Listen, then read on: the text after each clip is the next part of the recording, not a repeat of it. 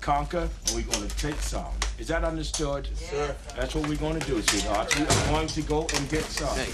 All right, people, on the ready line. Are you me? Yeah! Are you me? Yeah! What are you?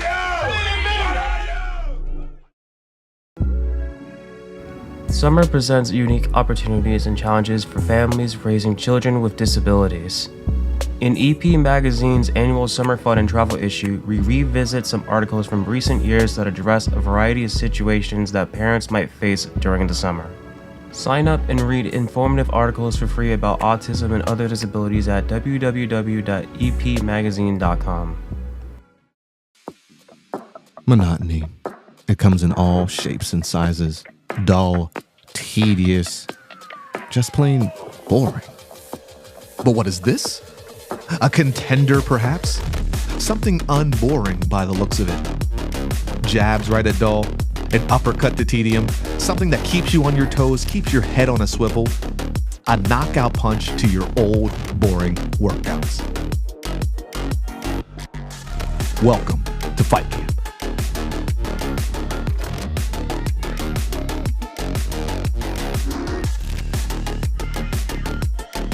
Oscar Mike Radio is a proud podcast partner of Reach Across America Radio, heard every Thursday at 11 a.m. and Sunday at 8 a.m. Eastern.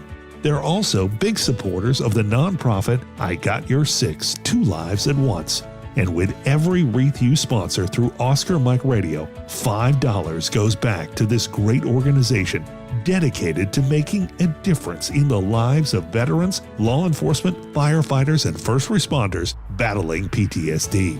Two Lives at Once pairs these brave men and women together with dogs rescued from kill shelters. In this way, two lives are saved at the same time by saving each other. Donate now. Go to reachacrossamerica.org/Oscar Mike Radio to help. That's reachacrossamerica.org/Oscar Mike Radio.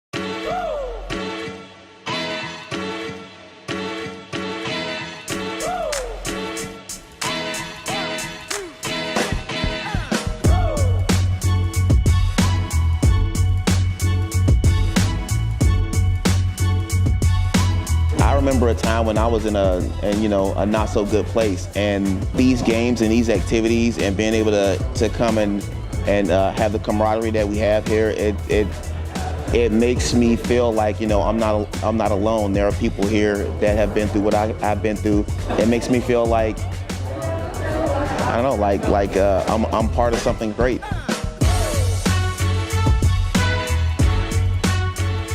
Just let yourself go. Give it a try.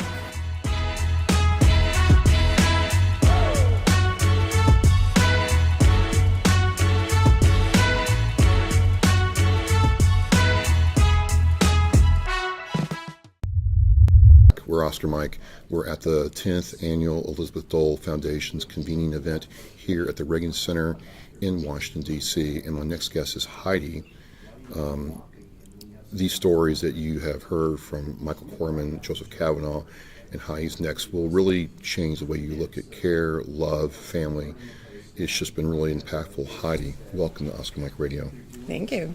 Thank you for having me. Absolutely, absolutely. It's just an honor to be here with the word heroes thrown around everywhere. You dunk a basketball, you're a hero. You do this, you're a hero. I'm a hero to my kids when I get the internet right. Mm-hmm. But I've been humbled to talk to you all who are true heroes. How did your caregiver journey begin? So in December of 23, my daughter, who is an active duty Army officer, had just graduated from the physician assistant program in San Antonio, had come home for Christmas break and then was driving to her first assignment for her clinicals, and she was in a horrible, horrible car accident, catastrophic, severe brain injury, called us because she would be dead by morning. So, of course, we rushed to be with her, spent the time in the trauma hospital, and then, and I don't want to go off on a tangent, but it adds to the story, I think, because we're military. And you served, right? Yes. Where'd you serve? I was Army National Guard, Nice. but deployed to Iraq during OIF 3. Okay. So her accident was in Baltimore, Okay. right? Car accident. So she was taken first to Baltimore shock trauma, where they saved her life. But then after 3 or 4 days on life support, told us that she wasn't going to make it. We should take her off life support and just let her go.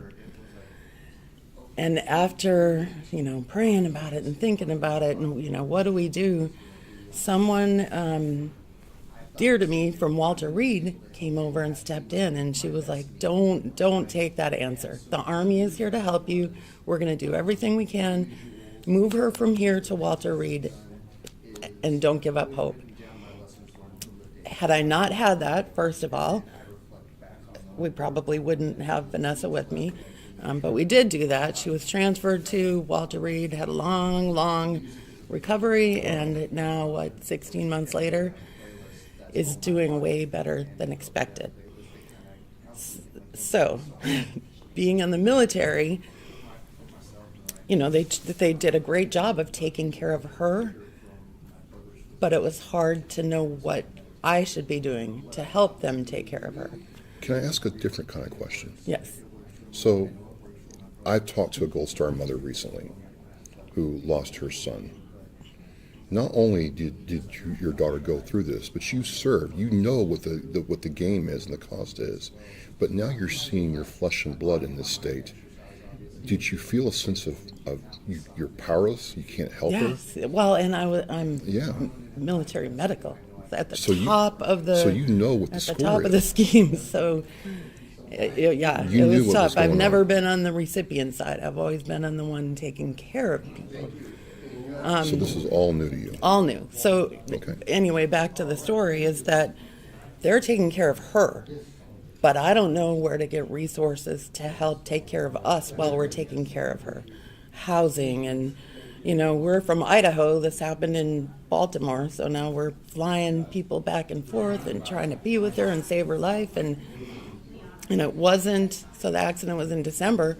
It wasn't until June that a nonprofit, Semper Fi, invited my husband and I to a caretaker retreat or caregiver retreat that I learned what is out there for the people taking care of my daughter.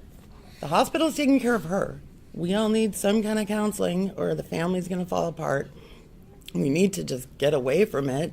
The retreat helped us with that.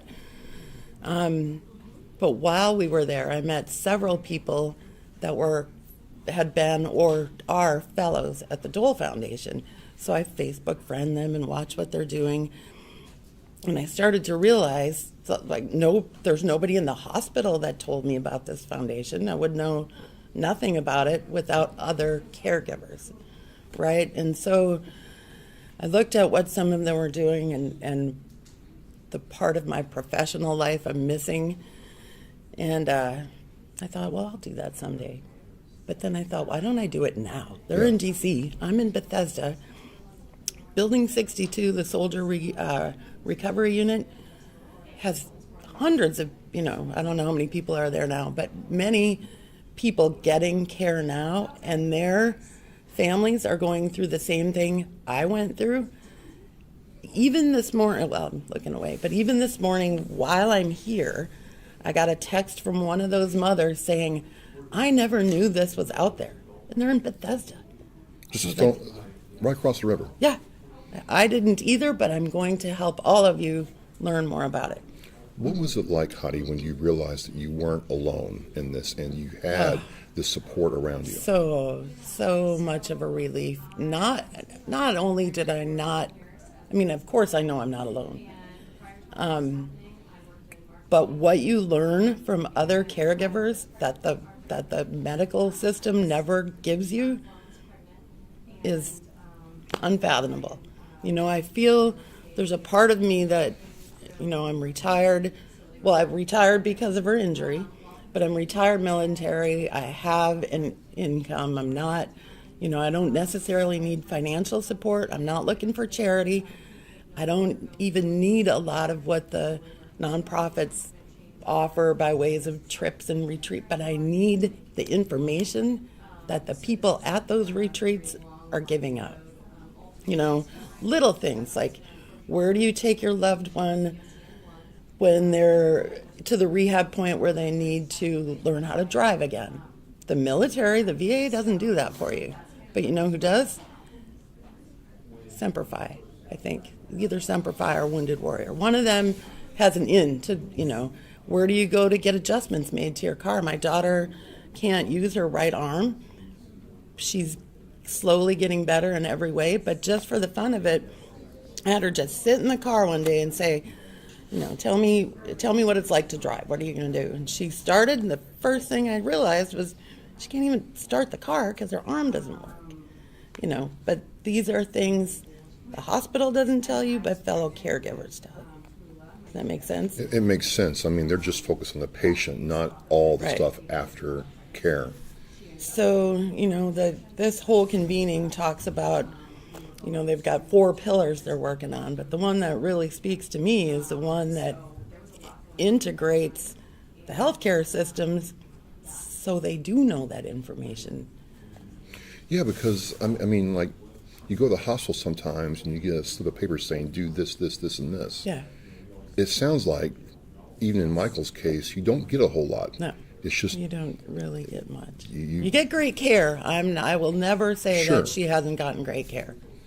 But, like Michael Corman was talking about Resources, how the house had to be redone for his father-in-law. I didn't even think about a car. Yeah, I didn't either. But, who did? The other caregivers that have been there.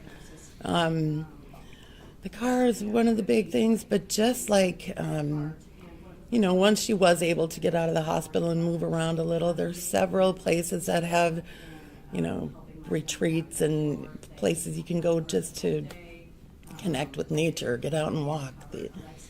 I wouldn't know about any of this if it wasn't for other caregivers. And I had never heard of anything like the Elizabeth Dole Foundation that can collect those caregivers and match you up with people. So the way they do it is that I'm assigned to Idaho because that's where I'm from, so I represent Idaho. But there's nothing to say I can't go back to Bethesda, where I am, which is what I plan to do, and just immediately start with all of those family members in the SRU. So both Michael and Joseph talked about social media and its power to connect other caregivers. Are you already working? Yeah. As soon as the Elizabeth Dole Foundation, published my picture and said welcome, already getting people like, oh my God, do we have this in Idaho? Do you know so and so? Can you help me? Where can I go for this? I can't even begin to imagine as a parent, as a soldier yourself, what it's been like for you and your family. What's it like now that you have the support from the Elizabeth Dole Foundation, these other orgs, to start seeing your daughter come back? What's that been like, Heidi? It's been amazing.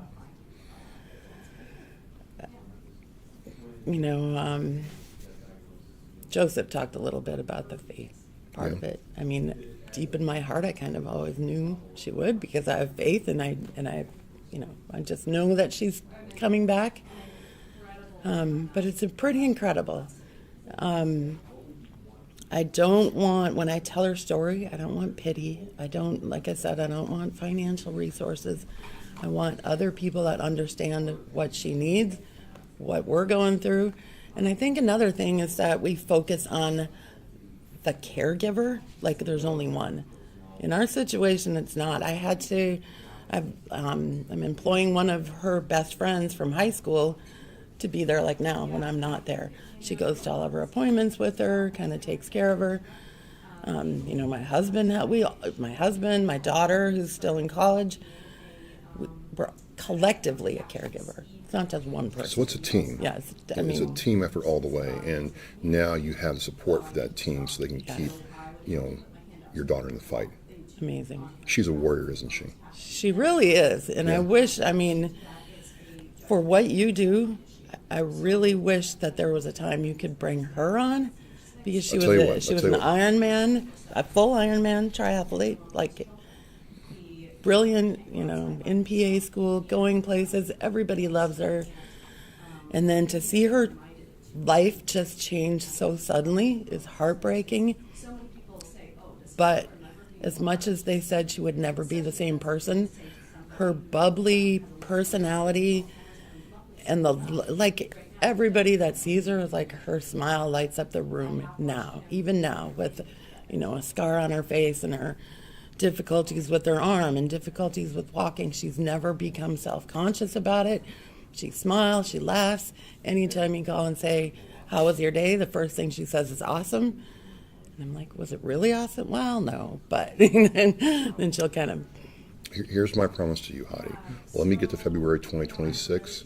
We'll keep in touch, please, and we will make that happen. Yeah, it would be an honor. She would be great. To come out, meet your daughter, and let people understand the kind of warrior she is. Because the reason I say that is a lot of people get hurt, and I've seen it happen where they just lose the fight internally for whatever reason. And then there's these people that stay in the fight and fight to get back and fight for everything they have. And I really align to that. It really resonates with me. And I think absolutely, it would be an honor if you'd have me. The other thing I think that I should have mentioned earlier about my case is that I think, at least from the people here, my daughter's maybe the only one that's actually still active duty. Well, she's still active duty. So a lot of caregivers don't learn about all of this stuff until years later, Right. So I'm fortunate because she hasn't med boarded yet to be learning from other people, like, make sure you get this and this and this before they med board her.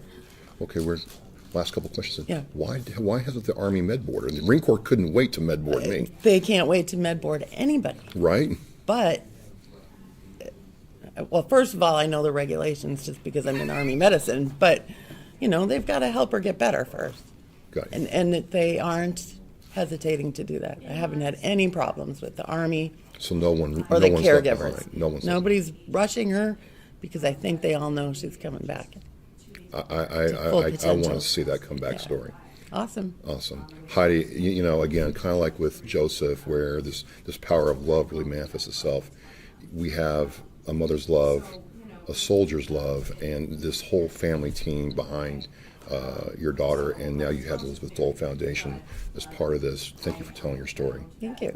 Awesome. Thanks again for talking to us. It's awesome. Thank you. Travis with Oscar Mike Radio. Again, we're at the Elizabeth Dole convening here in Washington, D.C. You've heard some really impactful stories from Michael, Joseph, and now Heidi. And we as veterans, we as Americans can take action and support those who are giving care to our nation's heroes. Thank you so much. As we say at Oscar Mike Radio, we're mission flight. The biggest fear Gold Star families have that their child will be forgotten. We need to never forget freedom wasn't free. It's the fact that they give us the life we have now. We should remember them and give thanks to them. If I can be a part of something today that's going to make the surviving family of any of these veterans, these heroes, feel better tomorrow, then it's worth it. That one wreath symbolizes one family that was able to smile because of the generous donations. To sponsor a wreath and honor a veteran, visit wreathsacrossamerica.org. Thank you for listening and watching Oscar Mike Radio, where our active duty service members and veterans are in action and the mission is in flight.